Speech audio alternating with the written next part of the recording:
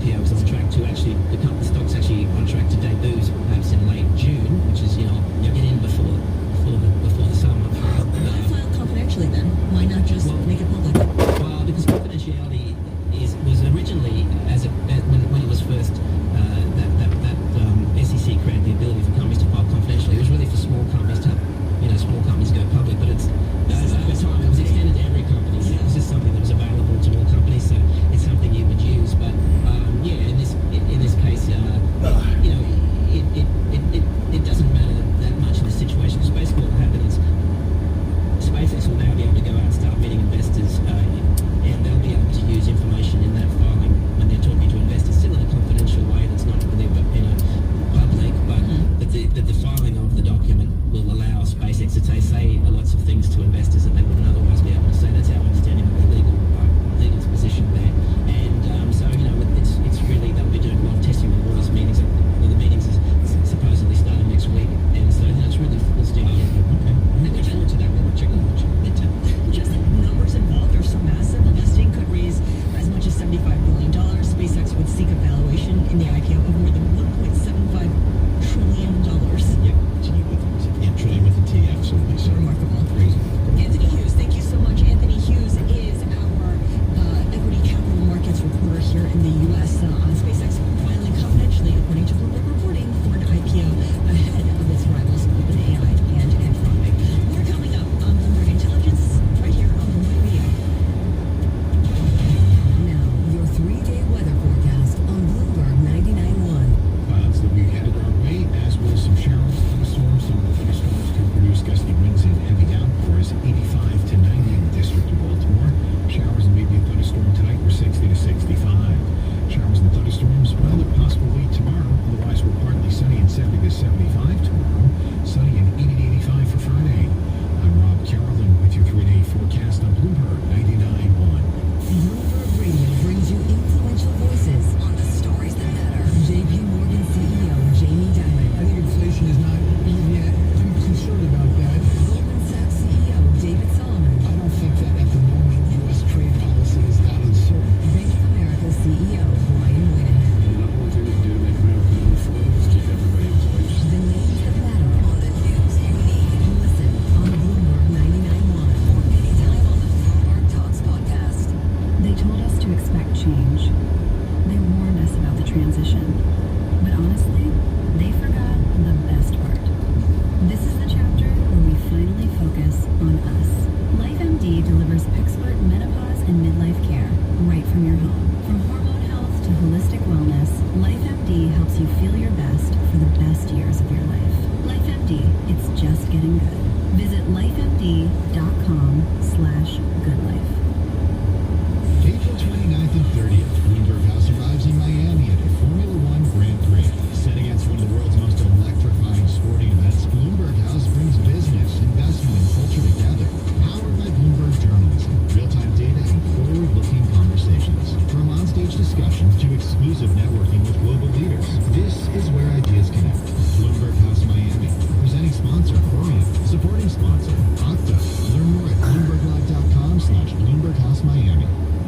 We all hear the radio ads about the IRS. They tell you to be afraid, to be scared, and they try to frighten you into calling. I'm not here to do that. Tax Relief Advocates is different. TRA is here to tell you that if you owe money to the IRS, whether it's $5,000, $50,000, or $500,000, we have a solution. It doesn't matter if you're sitting in your car, at work, or with your kids. No matter where you are, call now. 800-566-3062.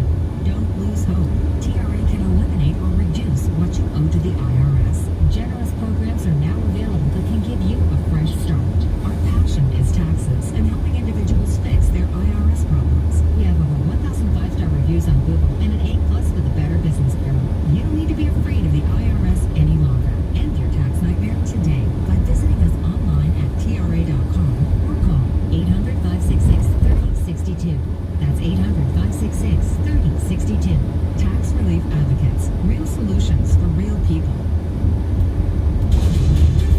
You're listening to Bloomberg Intelligence with Scarlett Fu and Paul Sweeney on Bloomberg Radio. All right, so from Paul Sweeney live here on our Bloomberg Interactive Bloomberg Studio, streaming live on YouTube. I mean, here's our next guest is the analyst of just crazy big numbers. That's all he does. Coach Ben Singh, he runs all the global technology research for Bloomberg Intelligence. We asked him to manage a bunch of people too, and he gets it all done somehow. Here's some just, we've already talked about the space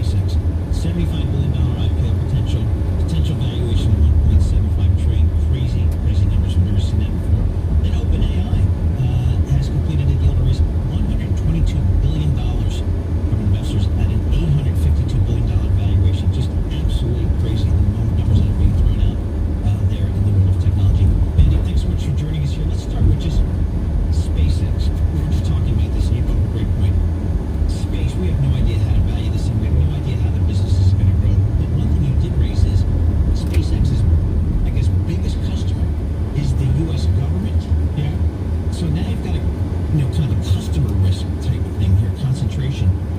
Do I have to think about, like, what is the addressable market for space? Do I have to do that exercise?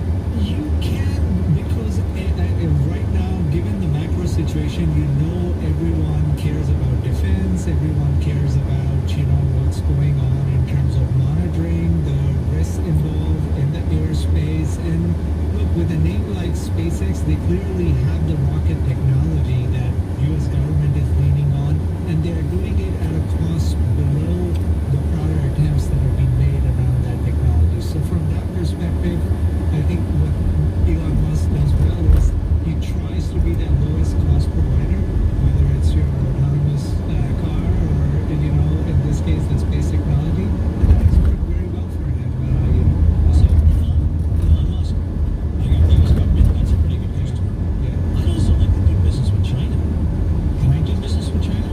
Well, that's where I think, as we have seen with EVs, is there are a lot of Chinese EV companies that have opted out, and they're competing on price as well. So from that perspective, given how important this technology is from the standpoint of national security, I would be surprised if they're able to make inroads when it comes to the Chinese market. But presumably it would be in SpaceX's best interest to diversify its customer base away from the U.S. So would I look at it like I would a defense prime contractor, like a Lockheed Martin type of thing? They're happy to sell jets to Germany, but not so much to China. Would that be a similar type scenario? I think it's too early to think about that sort of a scenario, but I do agree with your broader point that they would look to sell this to more governments. And we've seen that with a company like Palantir. I mean, this is on the software side, a name that really was skewed towards U.S. government business, counterterrorism and that kind of use cases. And that was able to expand quite rapidly, into some of the commercial use cases as well. So I would be curious when they file their S1, what kind of commercial use cases are they looking at? Because there will be, I think, a few big commercial use cases. It's just we can't imagine what those could be, and to size the market around that would be my priority. But again, a valuation of 1.75 trillion. Yeah. So I guess they're profitable? I mean, They are, I think, based on the numbers that have been, surfaced, they're close to 50% EBITDA margins. So it is an asset-heavy business, Yeah. but so is cloud and data centers these days. So, you can't really differentiate on that. all right, speaking of cloud, data centers, talk to us about this OpenAI. Again, the numbers for, a guy like me, a simple guy, these are just monstrous numbers in the private market to raise these money. So what is OpenAI? What's the strategy of this capital raise? I mean, everyone is trying to build as much data center capacity as they can, because the business model is, if you have data center gigawatt capacity, that translates into revenue, whether it's 10 billion or 12 billion. So every gigawatt can be translated into token consumption, which is what translates into real revenue. So everyone is trying to raise as much money as possible. And in this case, out of that 122 billion, 50 billion is coming from Amazon and 30 billion is coming from NVIDIA. So the majority of that raise is coming from, two of your hyperscalers, and that's what's most interesting about this raise. Is there anybody out there credibly saying the industry's building too fast, there's going to be an overcapacity issue problem? No, I think right now you still keep hearing we are undersupplied by at least 20-30%, if you apply your rental models, but no, I don't think we have enough of any of these chips. Anthropic, OpenAI, I don't know this. Are these all U.S. companies? Where's the rest of the world in all this AI stuff? So Mistral is a European name that is among that top 10 frontier labs. But when it comes to LLMs, it's really US and Chinese LLMs, which are mostly open source. So they have used a different strategy in terms of the US names being more proprietary. Some of them do have an open source model, but for the most part, Anthropic and OpenAI's leading models are all proprietary. And that's why they're raising this kind of money with the hope nothing gets commoditized.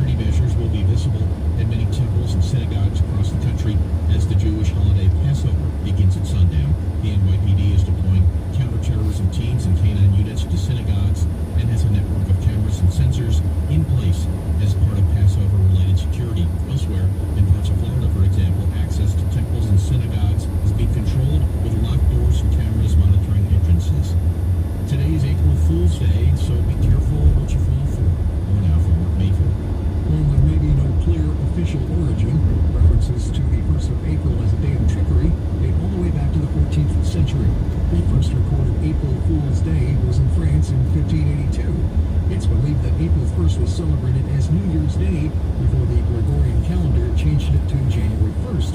Those who didn't get the word about the change were called fools, and people played tricks on them. The full pink moon rises tonight, though it won't actually appear pink.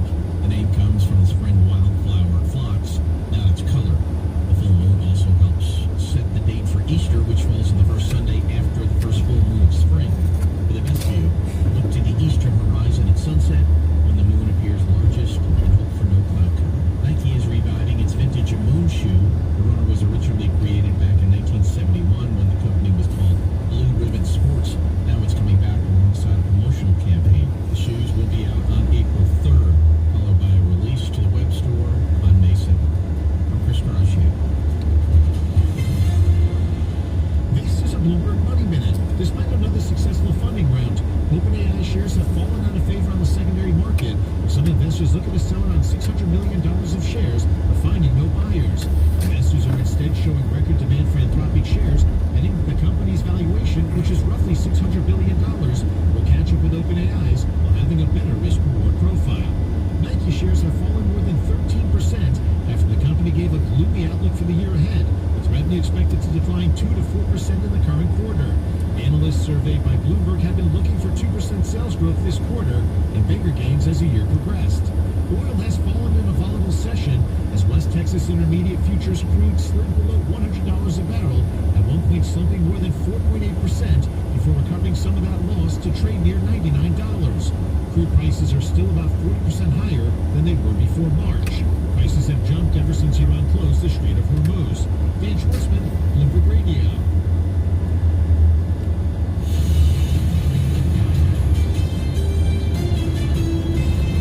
Live from Washington, D.C., this is Balance of Power with Joe Matthew.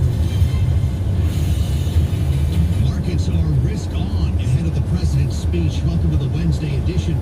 As President Trump prepares to address the nation in prime time this evening, stocks continuing to rally on hopes for an end to the war with Iran. We're going to cover the markets this hour with Bloomberg's Eric Weiner, and we'll get the latest from the administration when we talk to our political panel. Donald Trump today also becoming the first president to attend arguments at the Supreme Court as the High Court considers the constitutionality of his bid to limit birthright citizenship. Bloomberg's Tyler Kendall is at the court and will join us live in just a moment. But we start with the markets and the continuation of a powerful rally yesterday. Charlie Pellet has the latest from World Headquarters in New York. Hey, Charlie. Well, hello there, Joe Matthew. We are looking at an update, perhaps putting it mildly. Best level of the day right now for the Dow, the S&P, and the NASDAQ Composite Index. S&P right now up 76, gain there of 1.2%. As you correctly point out, optimism growing that the war in the Middle East may be nearing a conclusion. Oil pulling back. A barrel of West Texas Intermediate crude, $99.85 right now, down 1.5%. Barrel of Brent, $1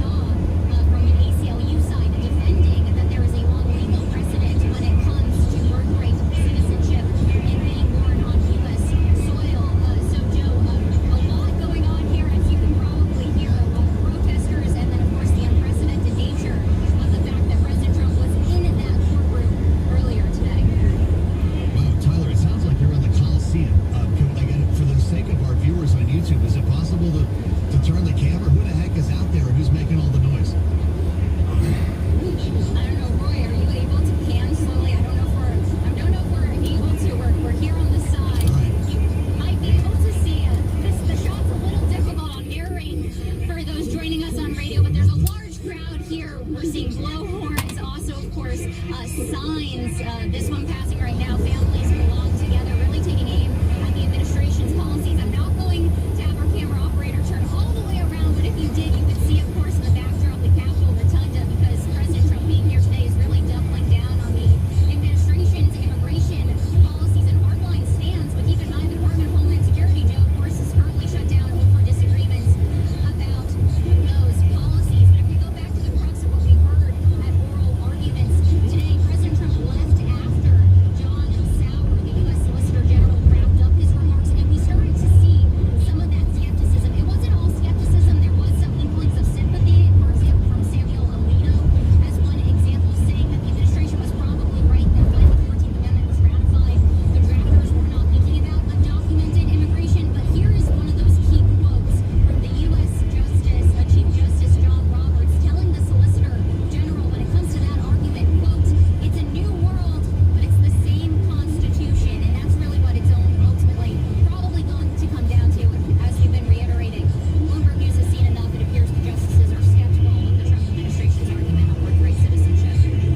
Yeah, that's the money line for the Chief Justice. You put your finger on it, Tyler. We're going to hear that for the rest of the day here. To be clear, this would impact an estimated 250,000 children born to undocumented immigrants and temporary visitors each year. Democrats take it further. They say this plan would strip millions of current Americans from their citizenship. Tyler, I know that you're juggling a lot out in front of the court right now, but you cover the White House, and we need to ask you about the president's address this evening, knowing that there is a lot of news and a lot of questions still involving the war with Iran. We just saw a headline across the terminal before you joined us that Iran says President Trump's claim that Iran requested a ceasefire is false. This is Iranian TV citing foreign ministry spokesman on a ceasefire. President spoke yesterday about his objectives, his goal, well, singular goal in this case at the White House. Listen to what he said. I have one goal. They will have no nuclear weapon. And that goal has been attained. They will not have nuclear weapons. But we're finishing the job. And I think within maybe 2 weeks, maybe a couple of days longer to do the job. But we want to knock out every single thing there. Now, it's possible that we'll make a deal before that. So, Tyler, what do we expect to hear from the president tonight? Is it even possible to anticipate what his message will be? Could it be one of withdrawal? Could it be one of invasion, or something in between? You're probably putting your finger on it exactly. Joe, at this point, your guess is as good as mine. Of course, we've heard from the administration. This is going to be an update on Iran, and we can take some clues from what we've already heard from President Trump in the last 24 hours, really putting the pressure on allies when it comes to the conflict in Iran, in particular, the Strait of Hormuz. That is what we're going to be watching for. Developments there, whether that means escalation or potential de-escalation, and how that involves our allies. Yesterday, the president calling on allies to go in and take the energy supplies from the Strait, and this morning in an interview published with the Telegraph, threatening that the U.S. could withdraw from NATO. And I would say it's significant to pair those comments with the Secretary of State, Marco Rubio, overnight, saying that it is time to re-examine that alliance. So I would expect that regardless of what the president says tonight, he very likely will have some harsh words for our allies as we wait to see how this timeline is going to evolve. As you all know, yesterday the President Trump saying that he expects the war to last 2 to 3 more weeks, also saying that he doesn't need an agreement necessarily to be in place in order to suspend U.S. military operations in Iran. Today saying, though, that he needs to see the Strait of Hormuz open if there's going to be a potential ceasefire. So we're trying to put our finger on exactly what the White House needs to see in order for there to be an end to the conflict, and perhaps we'll get some further clues later tonight. All right, Tyler, thank you so much. Run for cover. I can't imagine what this sounds like on the radio. Tyler Kendall at a very active Supreme Court on a beautiful day in Washington. I know they're screaming, but it's 82 degrees and sunny out. Wow, my blood pressure went up listening to that. That was insane. Thank you, Tyler. Can we make sure that Tyler and Wiley are safe in front of the court? They're screaming on the top of their lungs. Okay, let's take a breath now. We have to get ready for the long haul. Again, the president's going to be speaking at 9 p.m. Eastern Time. Very curious to see what the venue will be. Typically, at least in prior administrations, this would be an Oval Office address, right? From behind the resolute desk. The president tends not to prefer that setting unless he's in a room full. And God knows we have a lot of those conversations that we bring you into you here on Balance of Power. The prime time addresses have tended to be more East Room, Cross Hall.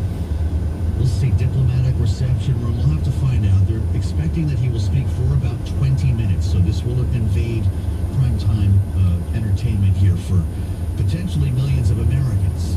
It is also, according to many, overdue. So we could have some very large viewership this evening once the president speaks. I'm Joe Matthew in Washington. We're just getting started here. I mentioned Artemis. For the first time since the Apollo era, the United States of America is going back to the moon. This is going to be a great story today. The window for launch opens right before the president starts speaking, and we're going to bring you to Florida.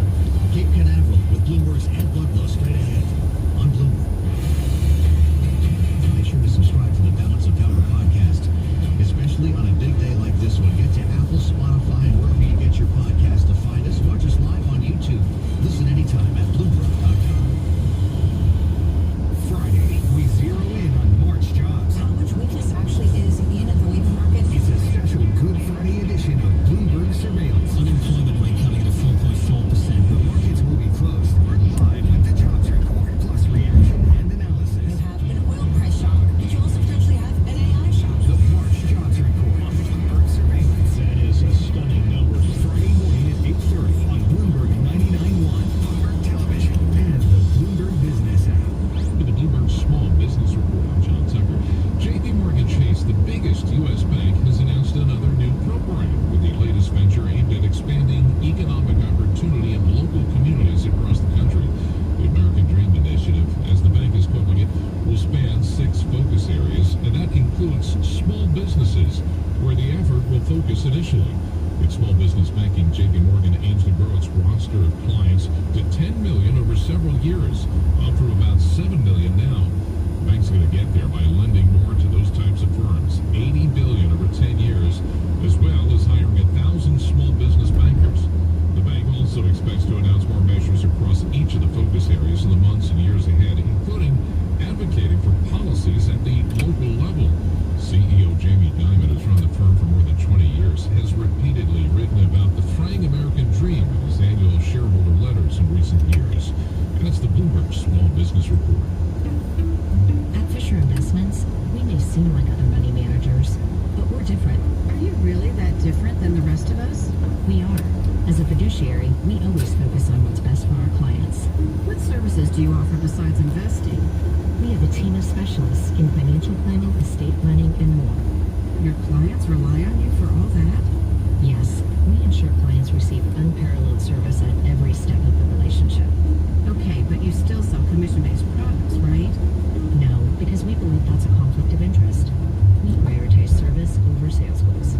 So, then how do your fees work? We have a simple and transparent fee that's a percentage of our clients' portfolios. So we do better when our clients do better. Wow, we're more different than I thought. At Fisher Investments, we're clearly different. Learn more at FisherInvestments.com. Investing in securities involves the risk of loss.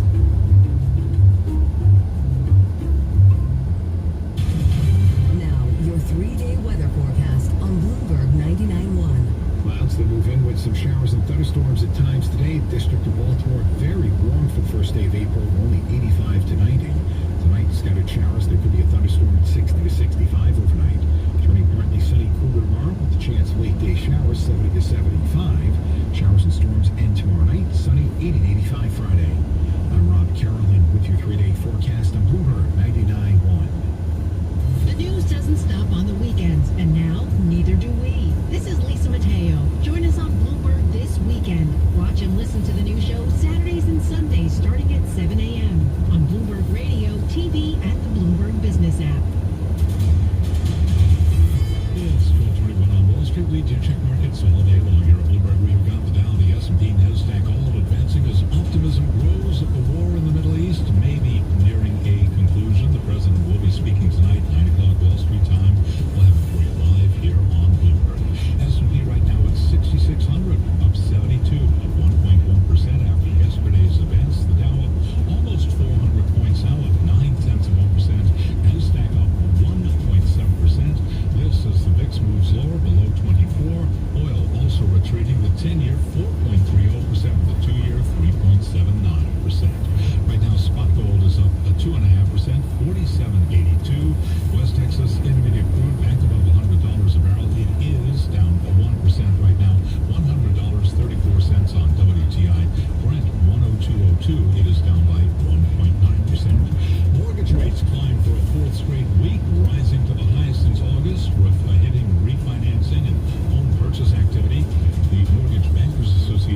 The contract rate on the 30-year now at 6.57%. That rate, by the way, has surged nearly half a percentage point in the last 4 weeks. That is the biggest advance since 2024. Among real estate stocks, Zillow Group down 1.2%. Compass, the broker, up by 0.5%. And among home builders, Toll up 0.4%. Lennar down 0.4%. Pulte Home, little change there, up by just about 2%. SpaceX, major story today, filing confidentially for an IPO, bringing the company closer to delivering its biggest or the biggest ever listing. Recapping, S&P up 1.1%, West Texas Intermediate crude just above $100 a barrel. That, Joe Matthew, so Bloomberg Business Flash. Sounds good, Charlie. Thank you. We'll try to keep this up and get Charlie Pellet back in the mix here in about 20 minutes as we keep tabs on Wall Street.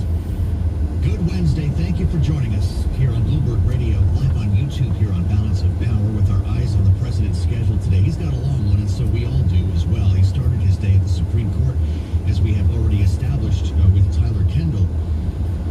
I'm still recovering from that whole conversation. Now he's back at the White House, and we might hear from him in a moment. They're assembling the press pool here because the president's about to sit down for an Easter lunch. That's also on the schedule for today. I don't have the menu yet, but he might be revved up enough after visiting the court to actually bring reporters in for some questions. If that's the case, you know that we'll follow them with our cameras and microphones here at Bloomberg, because when he speaks in prime time this evening, that's the end of the day for him, 9 p.m. Eastern time. He might not have the opportunity to get into birthright citizenship.